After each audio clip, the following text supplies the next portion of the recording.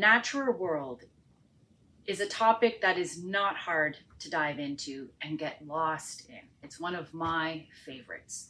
The world's natural beauty and all that inhabits the world keeps me humble and in awe. One book that I selected is called Around the World in 80 Birds, written by Mike Unwin and illustrated by Rotu Miyake. Is a beautifully illustrated book about birds from all over the world, from Africa, Eurasia, Australasia, and oceans to North America. Each bird that Mike selected, he has given an excellent description and really great stories. From the sociable weaver of Africa that builds tiny apartments that can house to over 300 birds, to the bearded vulture, a bird from Spain that has been also named the breaker of bones. This bird will drop larger sized bones onto rocks, smashing them into smaller pieces, which makes it easier to eat. Smart and resourceful, this book describes many birds that have adapted and carved a life in their habitats. The second book that I selected under Nature and the Natural World is Frozen Planet 2, A World of Wonders Beyond the Ice by Mark Brownlow. A very beautiful put together book of our frozen parts of the world. It may come as a surprise actually to how much of it is blanketed in snow and ice and how many animals are able and capable and thrive of living there.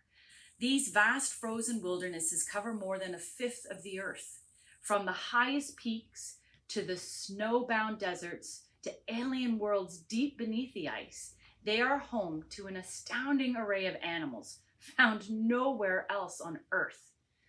You read this book in awe of what the wild world is capable of doing, from chameleons giving birth on the frosty slopes of Mount Kenya to endangered Amur leopards in the Russian forest and killer whales hunting the Weddell seals on the ice floes of the Antarctic, shed a new light on the beauty and the peril of the world's most fragile ecosystems. Frozen Planet 2 reveals the wonders of the fast changing part of our planet that we may never see again. If you've liked the books that I've suggested, another beautifully written and illustrated book is Takaya, the Lone Wolf, written by Cheryl Alexander. Takaya was a happy lone wolf that lived on a small island in the British Columbia's Salish Sea. All by himself, no family, Cheryl studied Takaya, watching and documenting his life in awe of how he was able to exist on his own. Reading through journal entries, interviews, and beautiful pictures that weave an amazing and adaptable life of this beautiful mammal.